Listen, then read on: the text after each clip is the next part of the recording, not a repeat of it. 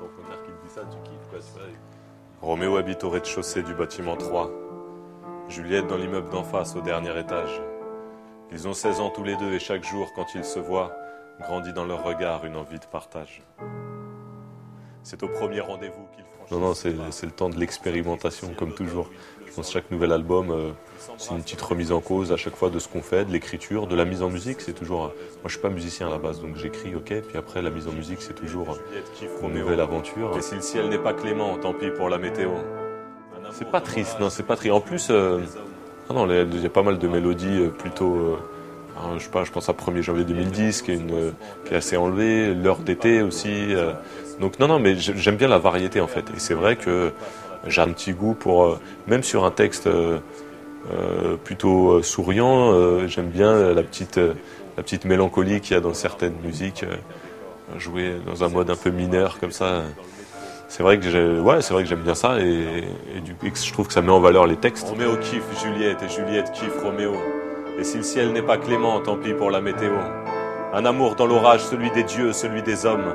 Un amour, du courage et 2 enfants hors des normes. Le père de Roméo est vénère, il a des soupçons. La famille de Juliette est juive, tu ne dois pas t'approcher d'elle. Mais Roméo argumente et résiste aux coups de pression. On s'en fout, papa, qu'elle soit juive, regarde comme elle est belle. Je suis passé à la grand-messe de la promo de l'époque et tout le monde en parle. J'avais fait un bout de texte, Ma tête, mon cœur et mes couilles dans l'émission, qui a énormément circulé sur Internet. Il y a eu une grosse émission aussi, la première fois que j'ai fait le grand journal à la sortie de l'album.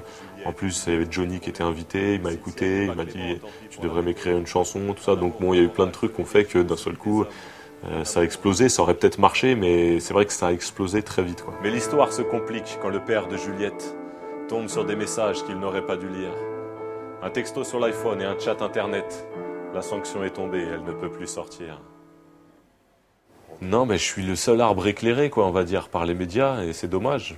Je suis pas le seul slammer à avoir fait des disques, mais ils n'ont pas eu la communication, l'accès aux médias qu'ils ont mérité.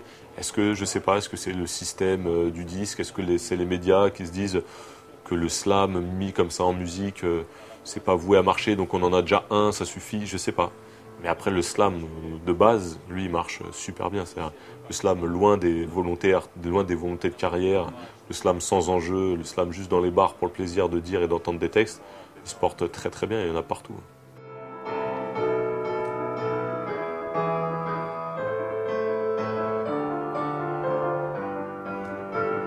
Bon, plus que jamais.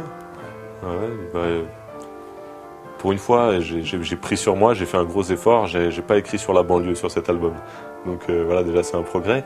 Mais voilà, j'habite toujours en banlieue. Si j'écris, si j'ai des choses à dire, c'est sûrement aussi grâce à ce que j'ai vu là-bas, grâce au fait que j'ai grandi dans ce milieu-là. Donc ouais, bien sûr que je suis un banlieusard. Roméo kiffe Juliette et Juliette kiffe Roméo. Et si le ciel n'est pas clément, tant pis pour la météo. Un amour dans un orage réactionnaire et insultant. Un amour et 2 enfants. En avance sur leur temps. Yeah.